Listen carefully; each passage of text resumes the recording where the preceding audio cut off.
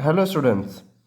तो बेटा आज हम लोग डिस्कस करेंगे इक्वेशन ऑफ मोशन का डेरिवेशन यूजिंग कैलकुलस मेथड। तो सबसे पहले हम समझते हैं कि आखिरकार हमारा ये जो कैलकुलस मेथड है, हमारा ये कैलकुलस मेथड होता क्या है। कैलकुलस मेथड में बेसिकली हमारे टू टाइप्स के मेथड आते हैं। पहला होता है आपका इंटीग्रेशन और दूसरा होता है आपका डिफरेंशिएशन। ठीक है। अब ये इंटीग्रेशन और डिफरेंशिएशन, अगर आप मैथ्स के स्टूडेंट हैं तो आप क्लास ट्वेल्थ में आप इसको पढ़ेंगे, लेकिन फिजिक्स में 11th क्लास में ही आपको ये पढ़ना होता है to both maths and bio students. तो चलिए हम पहले समझते हैं इंटीग्रेशन और डिफरेंशिएशन का मतलब क्या होता है। तो हम स्टार्ट करते हैं इंटीग्रेशन से। इंटीग्रेशन जो हमारा वर्ड है ये हमारा आया है इंटीग्रेट से, और इंटीग्रेट का हमारा मतलब क्या होता है, टू ऐड टर्म्स, मतलब टर्म्स को ऐड करना। जस्ट एक छोटा सा एग्जांपल मैं ले रहा हूं कि आपका कोई एक क्वांटिटी है ए और आपका एक दूसरा क्वांटिटी है बी। ठीक है। अब हमें इंटीग्रेशन के मुताबिक हमें क्या करना होगा, हमें ए प्लस बी करना होगा जिसकी वैल्यू होगी हमारी सी। ठीक है। अब हम डिफरेंशिएशन की बात करते हैं। तो जो हमारा डिफरेंशिएशन टर्म आया है ये हमारा आया है डिफरेंशिएट से, और डिफरेंशिएट का मतलब हमारा होता है टू ब्रेक, मतलब तोड़ना। तोड़ना मतलब एक बड़े से टर्म को छोटे छोटे टर्म्स में ब्रेक करना। अब इसका एग्जाम्पल, जैसे हमारे पास एक टर्म है सी, और सी को हमें ब्रेक किस में करना है, तो सी को हमें ब्रेक करना है ए प्लस बी के फॉर्म में। तो जब भी आपको दो टर्म्स को ऐड अप करना होगा तो हम लोग वहाँ किसका यूज़ करेंगे, इंटीग्रेशन का। और जब भी आपको कोई टर्म को ब्रेक करना होगा तो हम लोग वहाँ डिफरेंट क्या यूज़ करेंगे, टर्म डिफरेंशिएशन। अब हम बात करते हैं कि हम इसे डिनोट कैसे करते हैं। हमारा जो इंटीग्रेशन का जो हमारा डिनोट होता है उसका डिनोशन का साइन होता है आपका ये साइन हमें बताता है कि आपका जो भी टर्म है उसका आप इंटीग्रेशन करने वाले हो। और डिफरेंशिएशन का हमारा डिनोशन कैसा होता है, डिफरेंशिएशन को आप डिनोट करते हो डी बाई डी एक्स से, या फिर डी बाई डी टी से। ठीक है। अब सबसे ज़रूरी बात होती है कि मैंने यहाँ डी बाई डी एक्स या डी बाई डी टी लिखा है, यहाँ पे इंटीग्रेशन टर्म के साथ मैं डी एक्स लिख सकता हूँ या फिर मैं इंटीग्रेशन टर्म के साथ मैं डी टी लिख सकता हूँ। तो आखिरकार ये इंटीग्रेशन टर्म्स का फिर मतलब आपका क्या हुआ। जब मैं इंटीग्रेशन ऑफ डी एक्स लिख रहा हूँ तो इसका मतलब क्या हुआ कि हम डिस्टेंसेस को ऐड अप करना है हमें। अगर मैं इंटीग्रेशन ऑफ डी टी लिखा हूं इंटीग्रेशन ऑफ डी टी मतलब क्या हो जाएगा, टी मतलब टाइम, डी मतलब स्मॉल टाइम, टाइम का एडिशन।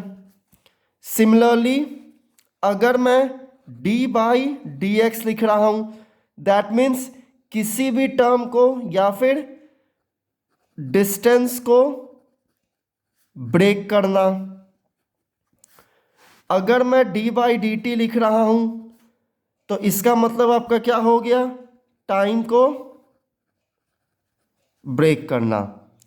तो ये तो हमारा था एक सिंपल बेसिक सा टर्म के आखिर का इंटीग्रेशन और डिफरेंशिएशन का मतलब क्या होता है हमारा। ठीक है। अब हम बढ़ते हैं इसके फॉर्मूले की तरफ कि आखिरकार हमारा इंटीग्रेशन और डिफरेंशिएशन का हमारा फॉर्मूले क्या होता है। दैट इज फॉर्मूले। फॉर्मूले ऑफ इंटीग्रेशन जो हमारा होता है वो हमारा क्या होता है, जैसे integration of x D x मैं कर रहा हूँ। ठीक है, जैसे हमारा एक टर्म है एक्स और हमें उसको इंटीग्रेट करना है। ठीक है, और डिस्टेंस को जो हमें इंटीग्रेट करना है एक्स इनिशियल से एक्स फाइनल तक, एक्स आई से लेकर के एक्स एफ, मतलब इनिशियल से फाइनल का हमें इंटीग्रेशन करना है।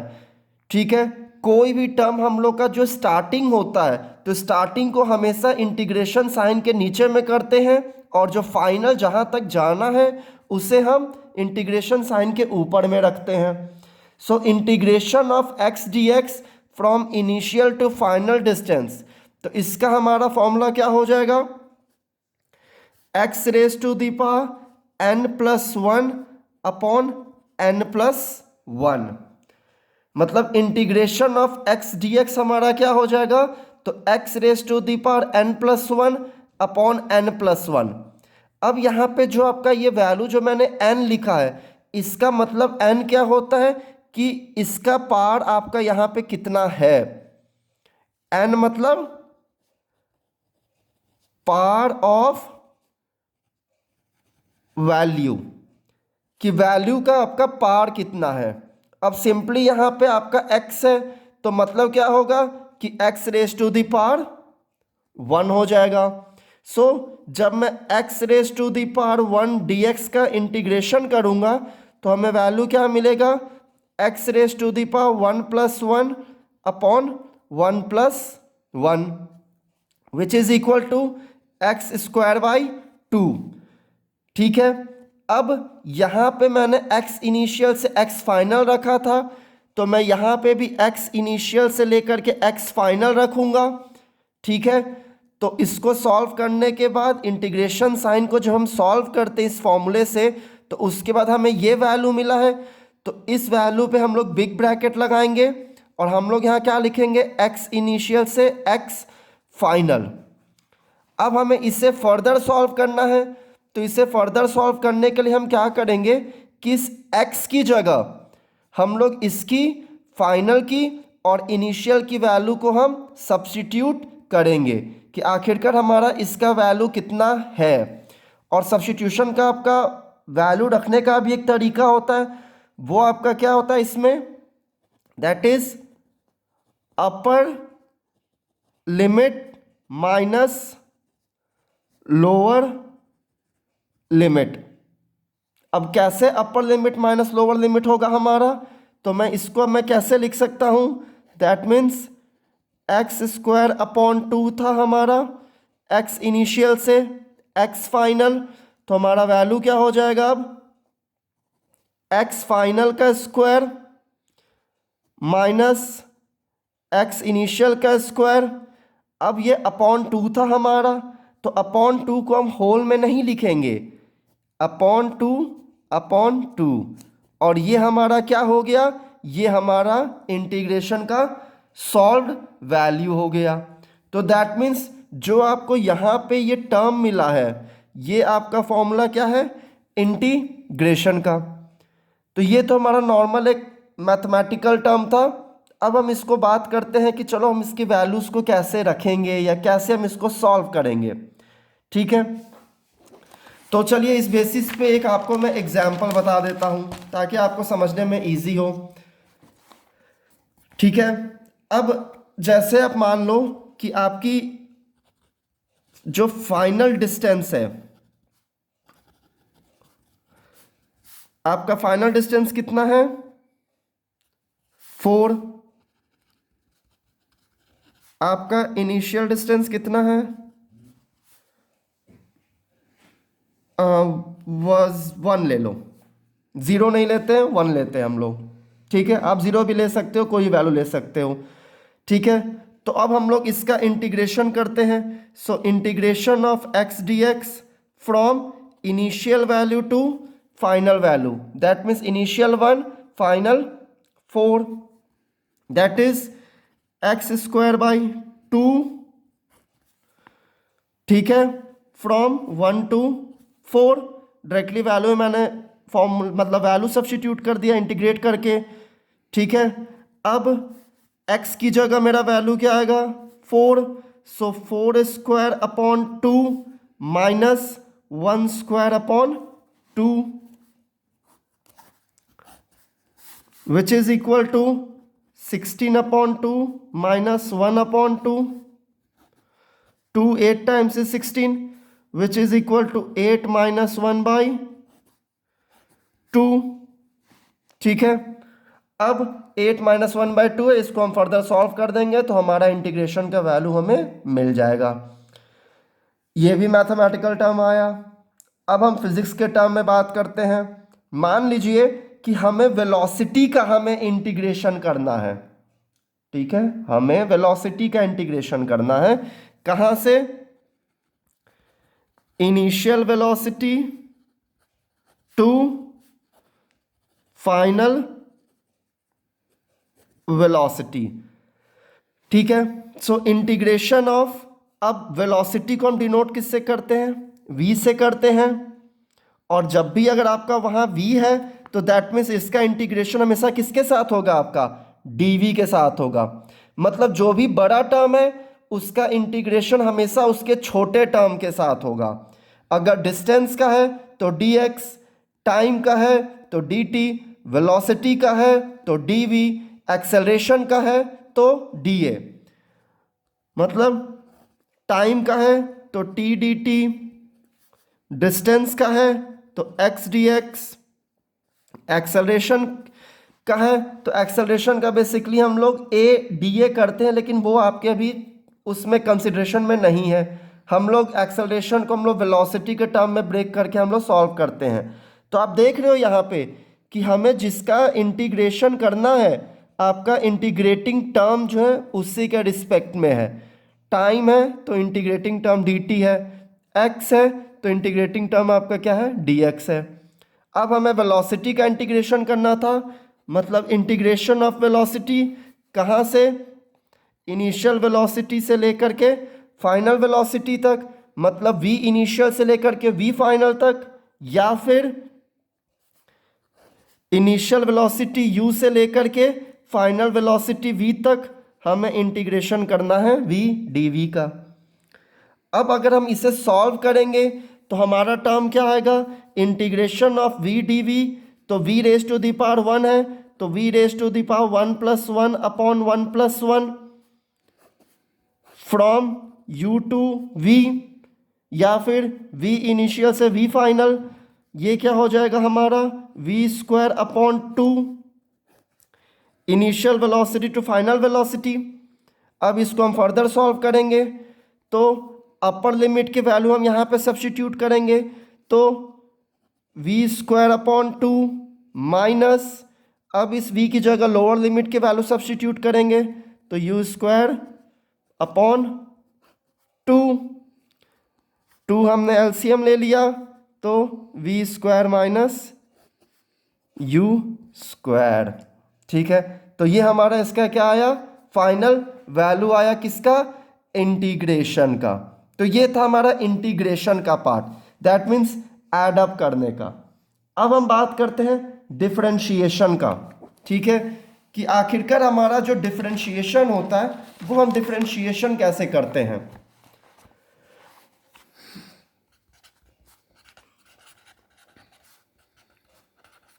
डिफरेंशिएशन, सो डिफरेंशिएशन का हमारा फॉर्मूला क्या होता है? अगर हमें टाइम का डिफरेंशिएट करना है तो d by D T of t. अगर डिस्टेंस का डिफरेंशिएशन करना है तो d by D x of x. अगर वेलोसिटी का डिफरेंशिएशन करना है तो d by D V of v. अब हम बात करते हैं डिफरेंशिएशन के फॉर्मूले की, कि हमारा आखिरकार डिफरेंशिएशन का फॉर्मूला क्या होता है. सो d by D T of t. ठीक है, इसका हमको डिफरेंशिएशन करना है तो सबसे पहले हम फॉर्मूले बात करते हैं. तो इसका डिफरेंशिएशन का हमारा वैल्यू क्या हो जाएगा? अब हमें वो कैलकुलेट करना है. तो दैट मीन्स पहले नॉर्मल, इसको बाद में सॉल्व करते हैं, पहले नॉर्मल फॉर्मूले की बात करते हैं. That means d by D x of x, इसका वैल्यू क्या हो जाएगा? N X raise to the power N minus one. मतलब वहाँ हमारा क्या था, तो x raise to the power N plus one upon N plus one integration था। डिफ्रेंशिएशन में क्या हो जाएगा, N X raise to the power N minus one. Time का करना है हमें, तो N T raise to the power N minus one, और यहाँ पे एन हमारा क्या होगा, सो एन हमारा इसका कितना पावर है वो हमारा इसका वैल्यू होगा। ठीक है, अब चलिए हम इसके एग्जाम्पल की बात करते हैं। तो मान लीजिए आपको कोई टर्म दिया है टी स्क्वायर और हमें इसका डिफरेंशिएशन करना है। सो टी स्क्वायर का डिफरेंशिएशन क्या हो जाएगा, D by D T of T square which is equal to two T. कैसे टू टी अब हमारा आया, तो ये पार था हमारा n, ये वैल्यू हमारा आगे आ जाएगा, तो two raise to the power t और two minus one which is equal to two t raise to the power one which is equal to two t. अगर हमारा कोई वैल्यू दिया है x raise to the power four, इसका हमें differentiation करना है। So d by D x of x raise to the power four, तो इसकी वैल्यू हमारी कितनी हो जाएगी, फोर एक्स क्यूब। फोर आगे आ गया और X raise to the power four minus one, so four X cube. अब बात आती है कि आपका कोई टर्म दिया है टी, सिर्फ आपका टी दिया हुआ है टर्म, कि हमें टी का डिफरेंशिएशन करना है। ठीक है, तो अगर टी का डिफरेंशिएशन हम करेंगे तो D by D T of T करते हैं। सो यहाँ टी की पावर हमारा क्या है, टी की पावर तो हमारा सिर्फ वन है, तो टी की पावर वन अगर हम सॉल्व करेंगे दैट मीन्स टी की पावर वन, तो ये वन तो हमारा आगे आ जाएगा, तो one T raise to the power zero हमारा हो जा रहा है। तो ये तो यहाँ पे तो लोचा हो जा रहा है। अगर one T raise to the power zero हो गया हमारा, तो दैट मीन्स हमारा टी की पावर जीरो, मतलब हमारा टाइम तो है ही नहीं, जबकि क्वेश्चन में तो हमें टाइम दिया हुआ है। तो इसको सॉल्व करने के लिए हमारा एक नया टर्म आता है, किसका, लॉग का टर्म। ठीक है, बेसिकली अब जितने भी क्वेश्चन करेंगे उनमें अगर आपका 50 क्वेश्चंस हैं तो 50 क्वेश्चंस में आपका कोई एक या दो क्वेश्चन आता है जो कि हम लॉगरिथम के बेसिस पे सॉल्व करते हैं। ठीक है, अब लॉग के बेसिस पे हम कैसे सॉल्व करते हैं इसको हम डिस्कस करेंगे अपने अगले वीडियो लेक्चर में, जहां मैं सिर्फ आपको लॉगरिथम का सॉल्विंग बताऊंगा in case of both differentiation and integration. ठीक है बच्चों, तो एक तरीके से आपको डिफरेंशिएशन और इंटीग्रेशन आपको क्लियर होगा। चलिए हम एक काम करते हैं, ठीक है, कि अब हमारा जो इक्वेशन ऑफ मोशन है हम उसको सॉल्व करते हैं। ठीक है, सो अब हमारा जो पार्ट है वो हमारा क्या है, first equation of motion that is v equal to U plus A T का डेरिवेशन। ठीक है, तो चलिए हम इसका डेरिवेशन की तरफ बढ़ते हैं। तो आपने ये पढ़ा है that acceleration is equal to change in velocity upon change in time, या फिर a is equal to D we by D T. मैं ऐसे भी लिख सकता हूं, क्योंकि चेंज है तो चेंज मतलब हम उसको कैसे डिनोट करेंगे, dv से डिनोट करेंगे। ठीक है, या फिर आप इसको delta v by delta T से भी डिनोट कर सकते हो। ये दोनों तरीका है आपका क्या चीज़, चेंज को दिखाने का। अब चूंकि हमें यहाँ calculus method that means integration या डिफरेंशिएशन मेथड से हमें इक्वेशन ऑफ मोशन को डिराइव करना है, तो हम लोग फॉर्मूला क्या लेंगे, that a is equal to D we by D T.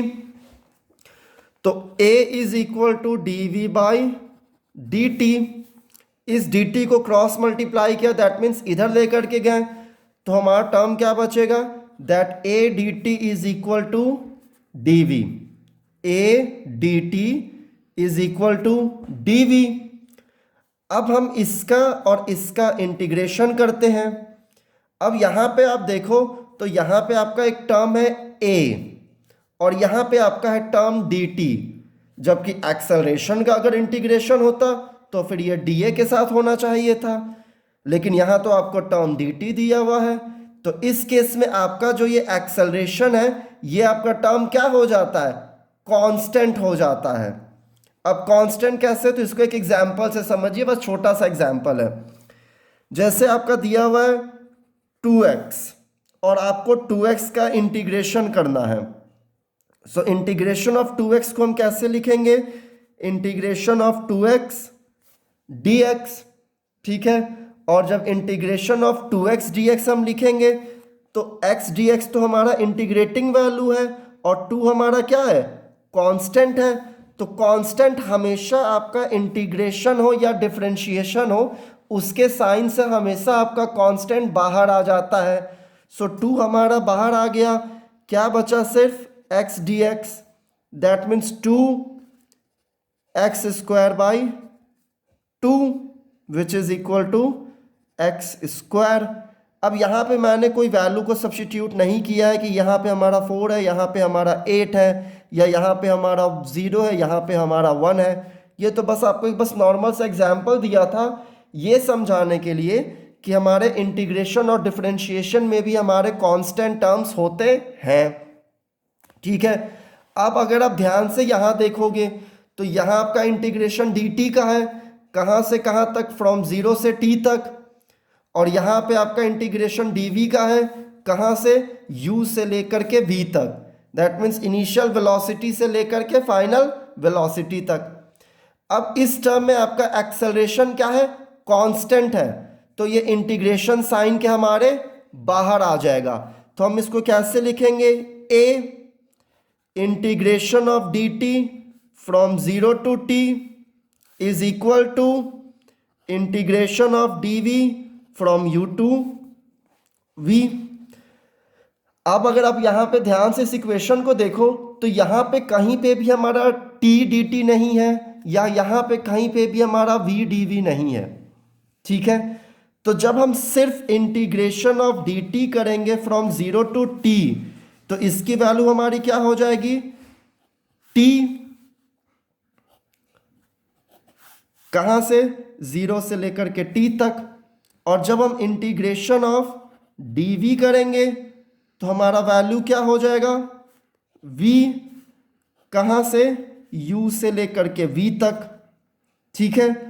तो हमारे पास जो टर्म था वो हमारा क्या था, that integration of a dt from 0 to t is equal to integration of dv from u to v। अब हम वैल्यू सब्स्टिट्यूट करते हैं, dt का इंटीग्रेशन फ्रॉम 0 to t और dv का integration from u to v का। तो हमें टर्म क्या मिलेगा, a t minus 0 is equal to v minus u, क्योंकि इसका हमारा वैल्यू क्या होगा, upper limit minus lower limit which is equal to v minus u। तो ये हमारा क्या हो गया, at is equal to v minus u, minus sign को हम इधर लेकर के आएंगे तो at plus u is equal to v। Terms को रीअरेंज करेंगे तो हमें क्या मिलेगा, v is equal to u plus at। और हमें इसी वैल्यू का डेरिवेशन करना था यूजिंग कैलकुलस मेथड। तो ये था हमारा फर्स्ट इक्वेशन ऑफ मोशन का डेरिवेशन यूजिंग कैलकुलस मेथड, ठीक है। तो अब हम लोग का सेकेंड इक्वेशन ऑफ मोशन का डेरिवेशन है which is equal to s is equal to U T plus half of A T square, ठीक है। कि आखिरकार अब हमारा s is equal to U T plus half A T square का हम लोग कैलकुलस मेथड से डेरिवेशन कैसे करेंगे, ठीक है। सो इसके डेरिवेशन के लिए हम लोग क्या काम करते हैं, वेलोसिटी लेते हैं। सो वेलोसिटी को हम लोग कैसे डिनोट करते हैं, that velocity is equal to change in displacement upon change in time, that means v is equal to dx by dt। अब बस नॉर्मल हमें क्या करना है, इंटीग्रेट करना है और इसकी वैल्यू को हमें कैलकुलेट करना है। ठीक है, तो आइए अब हम इसे सॉल्व करते हैं। सो इसको हम फिर से क्रॉस मल्टीप्लाई करेंगे तो हमारा क्या बचेगा, v dt is equal to dx। इस टर्म को मैं ऐसे भी लिख सकता हूँ that dx is equal to v dt। बस टर्म्स को इंटरचेंज कर दिया हूँ। अब ये dx है, दैट मीन्स डिस्टेंस है, तो इंटीग्रेशन क्या होगा, 0 टू s होगा। और ये हमारा dt है, दैट मीन इंटीग्रेशन हमारा 0 से t होगा। अगर आपको इन केस अगर आपको क्वेश्चन में अगर आपको इंटीग्रेटिंग टर्म नहीं दिया हुआ है, दैट कि आपका डिस्टेंस कहाँ से कहाँ तक इंटीग्रेट हो रहा है, या फिर वेलोसिटी आपका कहाँ से कहाँ तक इंटीग्रेट हो रहा है, ठीक है, या फिर टाइम आपका कहाँ से कहाँ तक इंटीग्रेट हो रहा है। सो डिस्टेंस के लिए हमेशा हम क्या करेंगे, लोअर लिमिट को 0 लेंगे, अपर लिमिट को s लेंगे, क्योंकि बॉडी हमेशा 0 से स्टार्ट होकर के डिस्टेंस कुछ कवर करता है। टाइम के लिए 0 से टाइम स्टार्ट होकर t तक जाता है। वेलोसिटी के लिए इनिशियल वेलोसिटी से स्टार्ट होकर के फाइनल वेलोसिटी तक जाता है। ठीक है, तो हम इसको सल्यूशन करते हैं। तो अब इसका सल्यूशन हमारा कैसे होगा, सो dx है तो ये हमारा क्या हो जाएगा, simply upper limit minus lower limit, that means s minus 0 is equal to, अब ये हमारा dt टर्म है तो यहाँ पे हमारा वेलोसिटी क्या हो जाएगा, कांस्टेंट। तो इसको मैं कैसे लिख सकता हूँ, velocity integration of dt from 0 to t। ठीक है, हम इसको ऐसे सॉल्व कर सकते हैं, लेकिन अगर हम इसको ऐसे सॉल्व करेंगे तो हमें टर्म क्या मिल जाएगा, vt मिल जाएगा। तो दैट मीन्स इसको सॉल्व करने के लिए आपको ये बात यहाँ पे ध्यान देना होगा, और वो ध्यान आपको क्या देना होगा कि आप इसका इंटीग्रेशन इस तरीके से नहीं करेंगे। आप इसका इंटीग्रेशन कैसे करेंगे, तो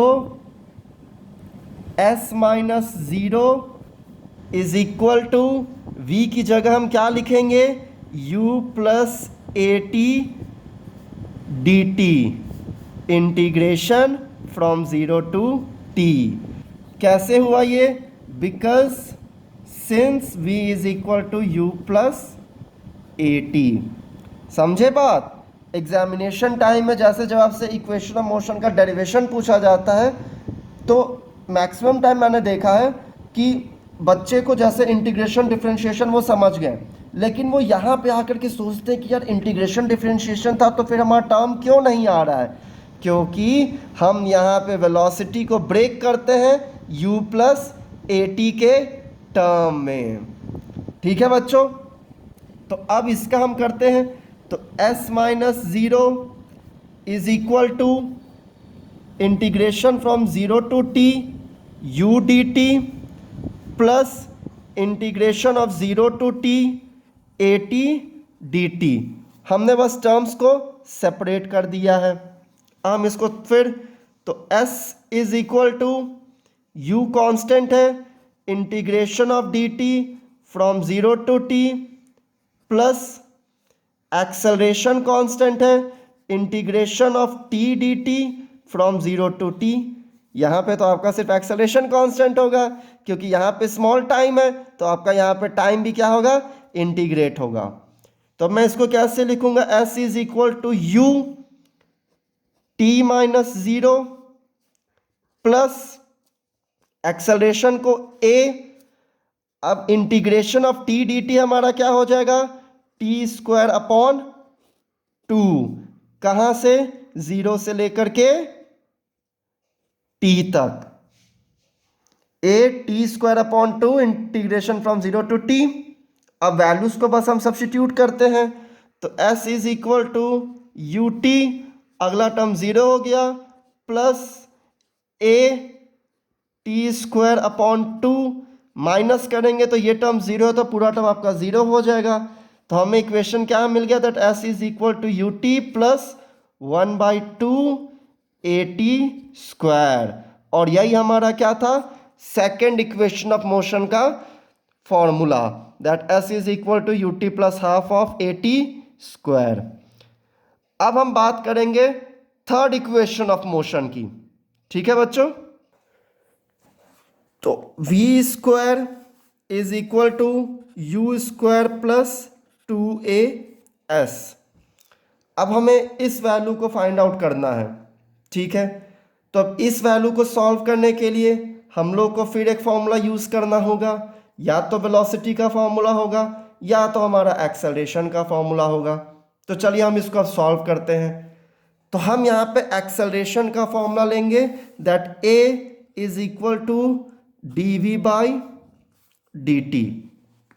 ठीक है, अब इस d we by D t के फॉर्मूले को हम थोड़ा सा ब्रेक करेंगे ताकि हम इस फॉर्मूले को डिराइव कर सकें। तो इस d we by D T को मैं ऐसे लिख सकता हूं, d we by D x dot d x by D t. D x cancel out हो गया तो हमें टर्म क्या मिलेगा, d we by D t ही मिलेगा। तो d we by D T को मैंने कैसे लिख लिया, d we by D x dot d x by D t. और हमने ऐसा आखिरकार इसको डी एक्स के टर्म में क्यों लिखा है, क्या ज़रूरत थी लिखने की हमें, क्योंकि यहाँ पे हमारा एक डिस्टेंस का टर्म था s, और इस फॉर्मूले से हमें कहीं पे भी डिस्टेंस का टर्म हमारा नहीं आ रहा था। यहाँ पे हमारा सिर्फ एक्सेलरेशन, वेलोसिटी और टाइम का टर्म आ रहा था। ठीक है, तो हमने इस फॉर्मूले को ब्रेक कर लिया d we by D x dot d x by D t के टर्म में। तो अब a इज इक्वल टू, अब फिर हम क्या काम करते हैं, d x by D t किसके इक्वल होता है, वेलोसिटी के इक्वल होता है, that is change in velocity. So v d we by D x, मतलब मैंने क्या लिख लिया, that d x by D T is equal to v। तो मैंने d x by D T को मैंने v के टर्म में कर दिया और ये d we by D x as it is copy हो गया। अब फिर से इसको हम इधर लेके जाएंगे टर्म को, डी एक्स को एक्सेलरेशन की तरफ। तो a d x is equal to v d v, integration from 0 to s, और इसका integration from u to v। Because हम वेलोसिटी कर रहे हैं तो कुछ इनिशियल वेलोसिटी होगा, और इनिशियल वेलोसिटी से बॉडी हमारे फाइनल वेलोसिटी पे जाएगा। अब यहाँ पे हमारा एक्सेलरेशन का टर्म क्या है, कांस्टेंट है। सो ए हमारा इंटीग्रेशन साइन से बाहर आ जाएगा, तो A integration of d x from 0 to s is equal to v d v का इंटीग्रेशन करेंगे तो v स्क्वायर अपॉन 2 हमें मिलेगा फ्रॉम u टू v। ठीक है, ये हम लिख सकते हैं a s minus 0 is equal to, अब वैल्यू सब्स्टिट्यूट करते हैं तो एक बार इस v की जगह हम अपर लिमिट के वैल्यू रखेंगे। सो v स्क्वायर अपॉन 2 माइनस, अब इस v की जगह मैं लोअर लिमिट के वैल्यू रखूंगा तो u स्क्वायर अपॉन 2 हमारा आया। So A S is equal to, LCM हमारा 2 हो गया, so v square minus u square, 2 को इधर क्रॉस मल्टीप्लाई कर दिए, so 2as is equal to v square minus u square. अब इस माइनस यू स्क्वायर के टर्म को हम इधर लेकर के जाएंगे तो 2as plus u square is equal to v square हो गया। रीअरेंज करेंगे टर्म्स को तो v square is equal to u square plus 2as, और यही था हमारा थर्ड इक्वेशन ऑफ मोशन का फॉर्मूला। तो और हमने इसको क्या कर लिया, डिराइव कर लिया यूजिंग कैलकुलस मेथड। ठीक है बच्चों, तो इन डेरिवेशंस पे ध्यान दीजिएगा, बिकॉज आपने क्लास 9th में आपने तो ग्राफिकल मेथड से पढ़ा था, अभी आपने कैलकुलस मेथड मैंने आपको समझाया, और जो भी आपके एनसीईआरटी बुक में या फिर एसएल अरोड़ा में या फिर जीआरबी में, ये रेफरेंस बुक्स में जो भी आपके क्वेश्चंस होंगे वो आपके इसी कैलकुलस मेथड से सॉल्व होंगे। ठीक है, आपको वहाँ मेंशन किया रहेगा यूजिंग कैलकुलस मेथड आपको सॉल्व करना है। ठीक है बच्चों, थैंक यू स्टूडेंट्स।